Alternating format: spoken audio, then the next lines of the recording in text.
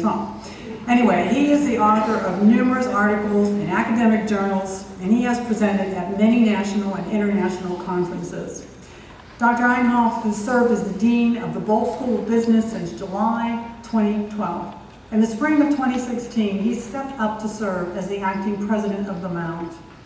Carl's passion for the Mount's liberal arts mission, his collaborative and transparent leadership style, and his ability to inspire the Mount students, faculty, administration, and staff enabled the Mount community to move forward.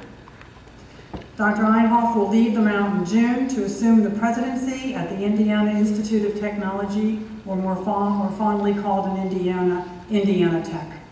He credits the Mount for molding him into a successful teacher, scholar, administrator, and leader. He is grateful for the inspiration, support, and wisdom from his dear Mount colleagues, and for the opportunity to work with thousands of Mount students over the last 19 years. Please come to the podium.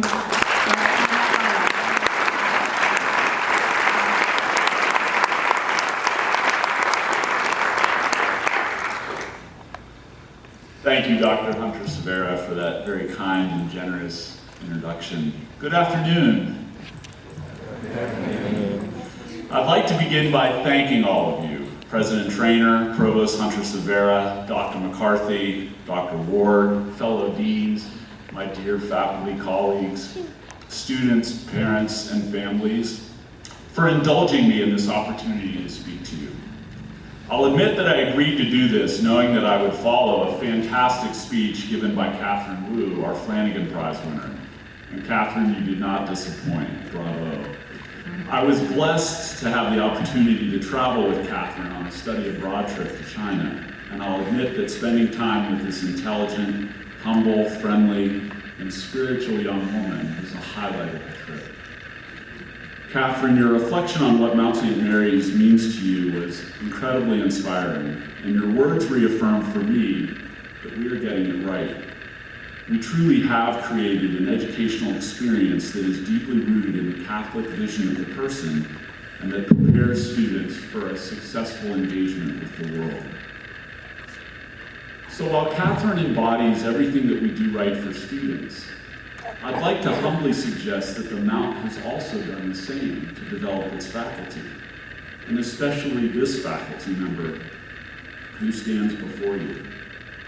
This wonderful institution has been successful in molding me, shaping me, teaching me, and preparing me for the world.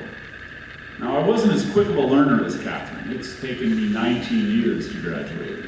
And I'm certainly not worthy of the Flanagan Prize.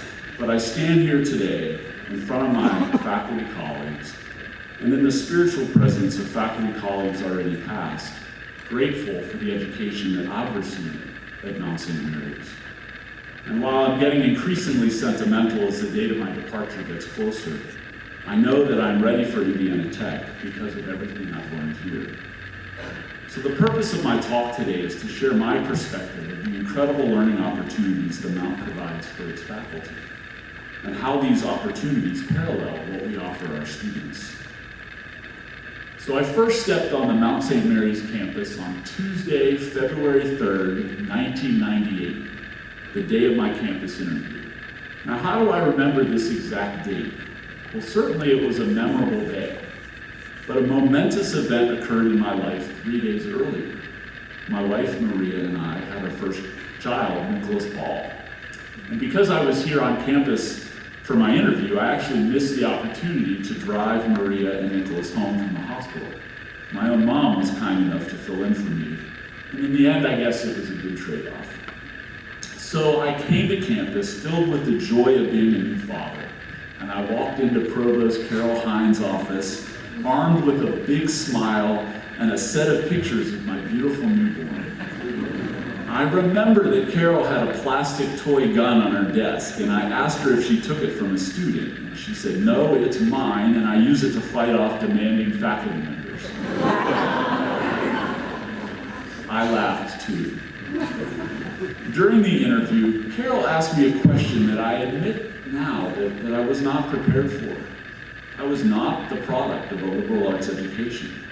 And although I was raised Catholic, I was not at all educated in the academic Catholic intellectual tradition. Carol, who I know now was having some fun with me, asked me how I reconcile being both an economist and a Catholic. Great question for a new faculty member at the Mount, right? Well, I guess I'm lucky I was hired because my answer was bad. I said something about how being Catholic made me a good role model for students, blah, blah, blah, blah. I said nothing about questioning the assumption of self-interested economic actors, social utility theory, public goods, human dignity, social justice, etc. Looking back, it's a bit embarrassing. But Carol obviously saw in me a willingness to learn, even though she probably realized that it would take me 19 years to get there. So as I look at my faculty colleagues, I think about how you all taught me over the years, and more importantly, how you taught me. Certainly I want our institutional processes that support faculty development to continue for many years to come. So here's what you taught me. Let me start with the basics. You taught me to be a better writer. Our students may not be aware of this, but all new tenure-track faculty have this 5-year multi-draft writing assignment that we call a tenure narrative. But this assignment, while at times a bit excruciating, actually helped me to be a better writer. I received great feedback from senior members of the business department to better articulate how my teaching, scholarship, and service supports and advances our mission. And yes, I am defending the tenure narrative. And then once I was tenured, I joined the Tenure Rank and Awards Committee, where we as a team would write tenure recommendation letters. And these letters are written carefully and purposefully. I remember spending hours and hours with Mary Hamill, expanding my vocabulary, expressing with clearer prose, learning the appropriate use of commas, and removing the word very. And Mary cringed every time I used the word very. And I very much like to use the word very. You taught me to embrace diversity in our global community. I was inspired by Emilio Rodriguez, Bob Callis, and many others on the Foreign Studies Committee. They encouraged me to get out of my comfort zone, to immerse myself in Italian culture, to take a semester of Italian with Michael Sollenberger, and I got an A, by the way, to develop a course on Renaissance art, and to lead a group of Mount students to Florence, easily the best semester of my career. Since then, I've experienced Russia with Patrice Flynn and China with Michael Berry and Catherine Wu. You taught me to appreciate and understand the importance of the liberal arts and to engage in a rigorous study of the Western tradition. I participated in 3 Delaplane seminars in my time here, 1 led by John Donovan and Robert Ducharme, and 2 led by Peter Dorsey. All 3 seminars opened my mind to new areas of inquiry. They gave me the opportunity to critically evaluate works of literature, and they allowed me to debate and learn from you, my faculty colleagues. You taught me an understanding of the Catholic vision of the human person. I was fortunate to attend the Catholic Intellectual Tradition Seminar for faculty with Bill Collins and David Cloutier. Not only did the seminar teach me how to better articulate my own contribution to our Catholic liberal arts mission as Dean of the Business School, but I also had the opportunity to work with and learn from our superstar junior faculty. You taught me to deepen my relationship with God. There are so many faithful people here at the Mount, and you all have taught me to be silent and listen to God, to pray, to be honest and humble, to love unconditionally, and to be a believer. You taught me to be an effective leader. I've been so blessed to have many mentors over the years here. George Houston, Carol Hines, Tom Powell, David Ream, Kirk Davidson, Charlie Bites, and John Hook, to name a few. Charlie Bites used to run a seminar series on leadership for honor students. I attended every one of his sessions 5 years in a row. So I learned and relearned his lessons on effective leadership styles of Dorothy Day, Ernest Shackleton, and Colin Powell. You taught me to be skeptical, to question authority, and to make ethical decisions. We are not puppets. And no position, no job, and no title is worth compromising ethical principles and our moral compass. And finally, by all of your examples, you taught me how to be successful. And for our students here, being successful is not really all that complicated. This is what our faculty taught me. First, it's up to you to define what it means to be successful. No one can dictate for you how you live a good life. And once you understand your purpose, your vision, and your future, and what will make you happy, here are some things that help me find success. Always be prepared. Know your stuff. Have a positive attitude. Enjoy yourself and smile. Show up on time. If you say you're going to do something, do it. Be kind, especially when delivering bad news. And lastly, don't forget to smile. As some of you know, my favorite band is The Killers, and my favorite song of theirs is called Sam's Town, written by Brandon Flowers. Now there's two versions, because you might be curious afterwards. So if you go download it, the better one is the Abbey Road version from the Sawdust album.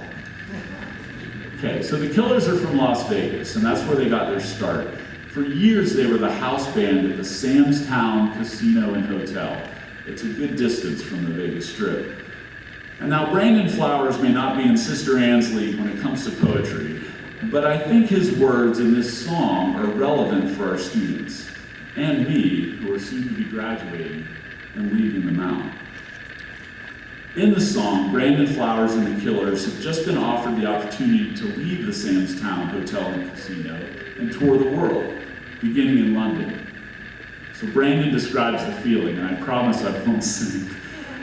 I've got this energy beneath my feet, like something underground is going to come up and carry me.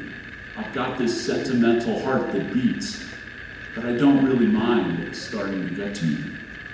In the next stanza, we realize that Brandon is a bit insecure about the future, and he's uncomfortable leaving Las Vegas and his familiar Sam's Town. He sings, "And I'm sick of all my judges, so scared of what they'll find, but I know that I can make it, as long as someone takes me home, every now and then."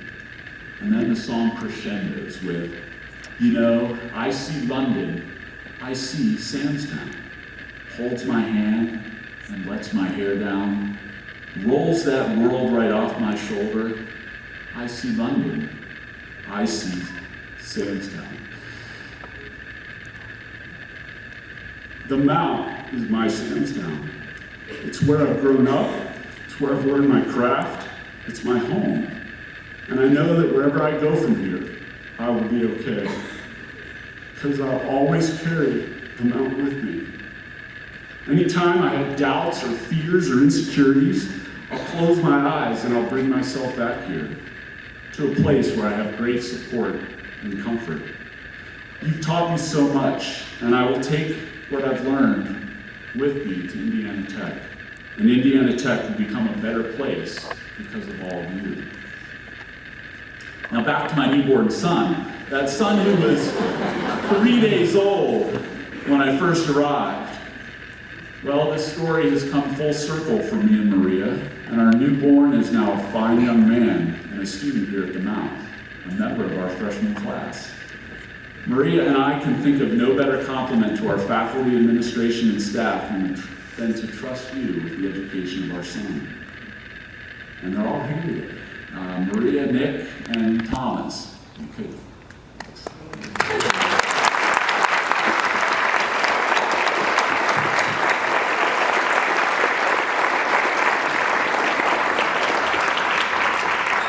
Maria, I love you, and I'm grateful for your unwavering support. Nick, I love you, and I'm so proud of you and happy that you found your place at the Mount. Thomas, I love you.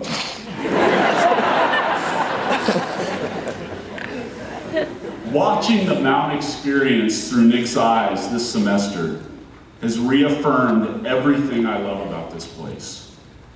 And when I say I love this place, and it is a beautiful place, I'm going to miss walking around here. I'm going to miss the pool. But what I really mean to say, though, is that I love all of you. For it is the people that make the place.